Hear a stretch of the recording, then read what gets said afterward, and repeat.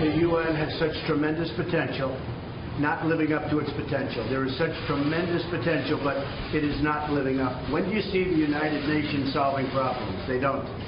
They cause problems. So if it lives up to the potential, it's a great thing, and if it doesn't, it's a waste of time and money. And that was President-elect Trump earlier today saying the United Nations is not living up to its potential after the Security Council voted to condemn Israeli settlements. Others are taking things a step further and now calling on the United States to kick the UN to the curb. Watch this. We're paying an organization that spends half its time, more than half its time, and energy and resources and bureaucracy trying to attack the only Jewish state on the planet, a tiny little speck, while genocide, mayhem, murder, terrorism is going on all over the world. It's good real estate in downtown New York City, and Trump ought to find a way to put his name on it and turn it into condos. I think we ought to get jackhammers, and we ought to jackhammer the whole thing off, float it into the East River, ask anybody who would like to host it to come pick it up, haul it off, and it'll be a lot easier to park in Manhattan after we get rid of it. All right. Well, in response to growing outrage over the United Nations, the Washington Free Beacon is reporting that, quote, Congress is moving to cut U.S. funding to the UN in wake of anti-Israel vote. Joining us now is Texas Congressman Louie Gohmert, and back with us is the author of Defeating Jihad, The Winnable War, Dr. Sebastian Gorka. Gentlemen, thanks so much for joining us on this subject. So great to be with you. Pleasure to see you. Unbelievable today, these developments. I just keep coming back to this. Thank God Donald Trump got elected, or we would really be in trouble. So I've talked to a number of colleagues. I've got a bill that hopefully will be drafted by Friday anyway. Two things. One, we don't give a dime to the UN until they rescind that resolution. And people are saying, oh, they'll never do that. Fine. They don't need our help to be anti-Semitic. And then the other is to prevent even one dime, making it a crime, to use any government money to recognize Palestine as an independent country or state, because that's what I keep hearing is going to be the next shoe to drop.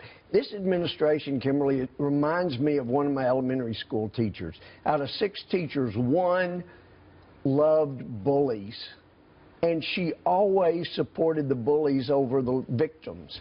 And that's what this administration does. Look at it. Who have they given more money than anybody? Right. Iran, the largest supporter of terrorism.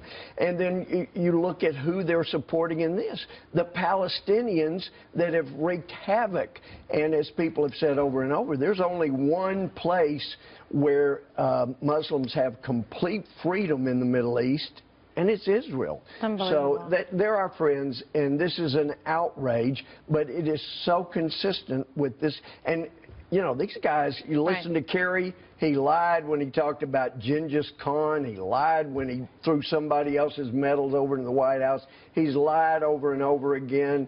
The State Department lied about the attack at Benghazi being about a video, and now they're misrepresenting once again what's going on there, and we've got to stand up for Israel. This is such an outrage. And undermining Israel, our key ally. Dr. Gorka, why do you think the United Nations is so anti-Israel? Because of the politics that has taken it hostage in the last 30 years.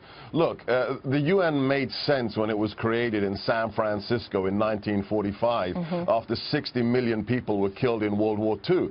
With American leadership, it helped to stabilize the world. Look at the reaction to the Korean crisis. We deployed our forces there under a UN mandate. But it's failed in the last 30 years. If the UN really stood for peace and stability, then Yugoslavia wouldn't have happened. Rwanda wouldn't have happened. The crisis of the Middle East and Syria wouldn't have happened. Look at one thing today, Kimberly.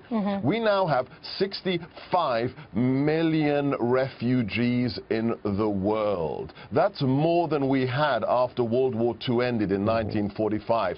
The world is in chaos.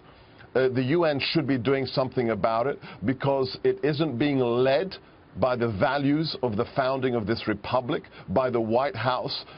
We have the disaster that we have today. So the United Nations no longer serves the purpose for which it was created, quite simply. And right after the UN was created, of course, The United States, President Truman, a Democrat through and through, was the first international leader to recognize Israel as being an independent nation, and now they're wanting to give those places back. But on that note, Dr. Gorka, what can President-elect Donald Trump do, if you can give me a quick thing on this, to turn it around? Well, I think the statements he's already made are very, very clear.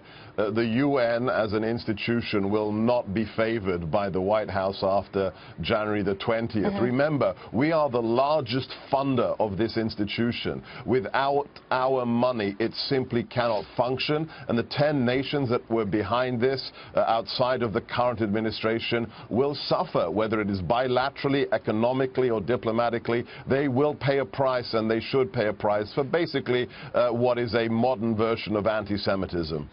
Can I throw in something? Yeah, real quick. The UN, I looked into this. Rockefeller provided that to the UN so long as it's used as the primary office of the UN. If we say they're no longer, stop providing visas, stop allowing them to come, they'll have to move to Brussels or somewhere else, and that land cedes back to its source. So opens up a lot of new territory for New York. Something to check out. Gentlemen, thank you so much for joining us tonight. Thank you, Kim.